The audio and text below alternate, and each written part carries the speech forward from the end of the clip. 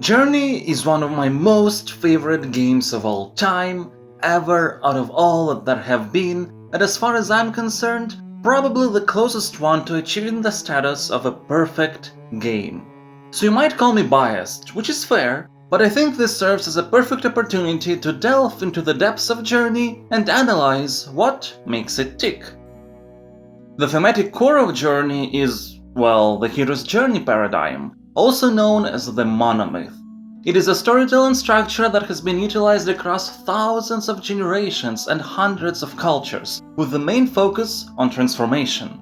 Somebody starts in one state of being and then, throughout a series of events and challenges, transforms into a different person. This is a structure so classic that you can find it in works like The Hobbit, Harry Potter, Star Wars, and many others. And what makes it so relatable is that in many ways it mirrors how we, as people ourselves, change and transform throughout our lives thanks to the events and challenges we are facing. Some people might go, the hero's journey again, because it does tend to be overused and it's far from the only narrative tool that exists. And it is primarily a tool, and like any tool, what is important is not the fact of just using it, but how you do it. And this how is what makes Journey unique. The Monomyth is at the heart of absolutely every facet of the game. And thanks to the power of interactivity, Journey doesn't make you tag along a fictional character's hero's journey, but has you go through one yourself. It essentially makes you go through a mini version of life. Your life. Let's take a look at the playable characters, for example. They are done specifically in such a way that you can't really define gender, race, or even age. It can be anyone, whoever plays the game at this moment in time. And because Journey is not purely a single-player game, if you are playing online and can connect with other people, this, combined with absence of any voice communication capability, removes absolutely all bias.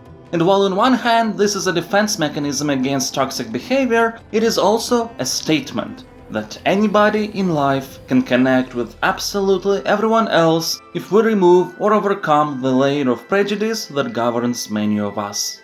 What is also a statement is the fact that you can't impede anybody's progress. You can only work together, help each other, and benefit from that cooperation. The worst thing you can do to another player is ignore them and let everyone go their own ways. And again, pragmatically speaking, this is another mechanism to protect people from toxic behavior and trolling. But in the context of the game, this is also a message, as the world you're going through is filled with remains of your society that did not want to cooperate. All over the areas there are mass graves, ruins of a once wonderful civilization, and the only antagonistic force you will encounter are remaining war machines of old. So, the online mechanics send a message that going through life needs to be done with love, friendship, and cooperation. While the core gameplay, level design, narrative design, visual design, and music all make you go through the actual hero's journey, the aforementioned mini version of your life. Now, a little tangent. While the developers have utilized the structure of the Monomyth as originally defined by Campbell, in this video I will use the more streamlined version provided by Vogler, which is equally applicable, but I feel it provides more breathing room and therefore is the one I prefer. Journey has 8 stages, bookended by the main menu in the beginning and credits at the end. Each represents a particular step of the hero's journey. Main menu represents the ordinary world, the unsuspecting, simple life before the adventure begins. As soon as we start the game, we get into the first stage, the beginning, which represents the call to adventure, something to shake up the status quo. We see the mountain, we know we have to get there, and on the way we receive our scarf, which will help us on this adventure. The second level, the bridge, corresponds to crossing the threshold step, when we use our newfound skills to fully transfer into the special world and commit to the adventure. In Journey's case, we build up the bridge structures to then cross a quite literal threshold of sand, which leads us to the desert, the stage representing the tests, allies, and enemies step. This is where we venture into a fully unknown area, shown as a very vast, seemingly unlimited desert with no comprehensible at first landmarks. We learn more about the rules of this world and also are more likely to meet our first companions here. Once we cross the desert and reach the descent stage, we start the approach to the inner cave. This step is essentially preparation for confronting a special challenge. In Journey's case, there's a jovial sensation about it, as now being comfortable with how things work, we get to fully utilize our flight abilities. But after this, we get into the tunnel level. This corresponds to the ordeal step of the journey, when characters face their darkest fears or death itself. In Journey, we encounter the Guardians, ancient war machines created thanks to mistakes of the past. This is also where we see the final parts of our civilization's history and what has led to its destruction. After successfully navigating the cave, we reach the temple. This is Seizing the Sword step, also known as the reward, when after all our trials we get a special treasure. In Journey, the treasure is knowledge of what awaits us and what we have to do. Which leads us to the mountain level, representing the road back step of the journey. We, equipped with the treasure, in this case knowledge, go forth to complete the adventure and get back home to the ordinary world. But the mountain eventually wins, and death itself dawns upon us, though this is not the end. As what follows next is the resurrection step. In Journey's case, quite literal one, as thanks to us not giving up until the last breath, we ascend all the way up to the summit. Resurrection is the final moment of death and rebirth, finishing our transformation into the new person that we are.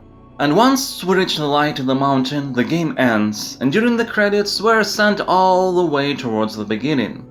This is the return with the elixir step, when we go back to the ordinary world, but not without being affected by the experiences and lessons of the special world that have changed us forever.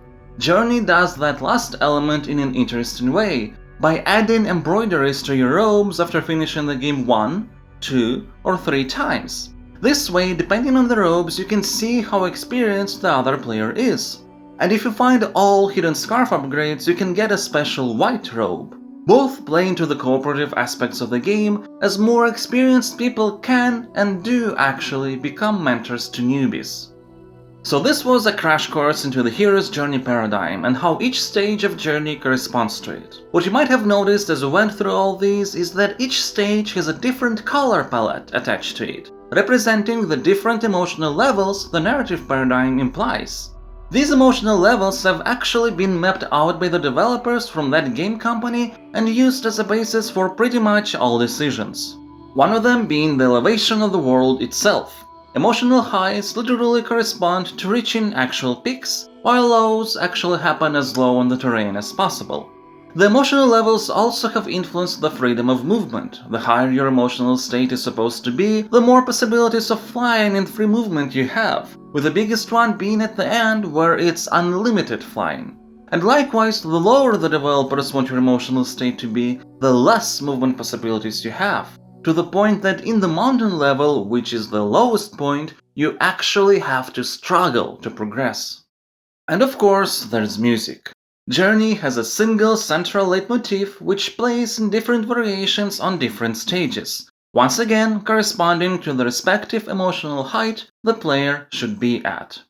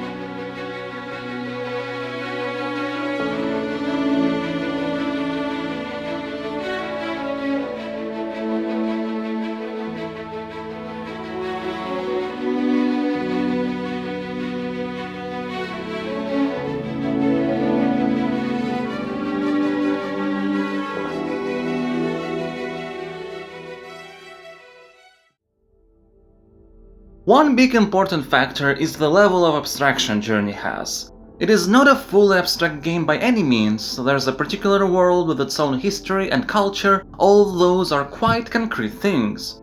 But there is also a lot that is left unsaid. And because of that, it becomes a very applicable game. You as a player can imbue your own meaning into what happens on screen as you're playing. And most people do.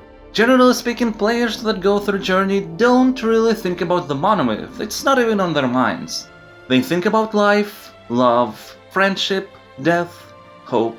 They can apply their own personal struggles to what is happening in the game and take something from it that can help them in reality. And that's because Journey is not just a game that utilizes the Monomyth, it is the Monomyth, the hero's journey. And that hero is you.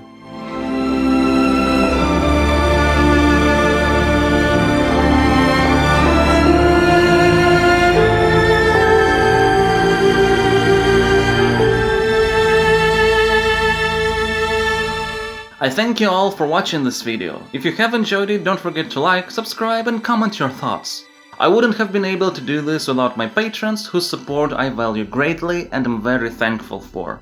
Please consider visiting patreon.com/Farlands if you also would like to support my campaign. I'll see you next time.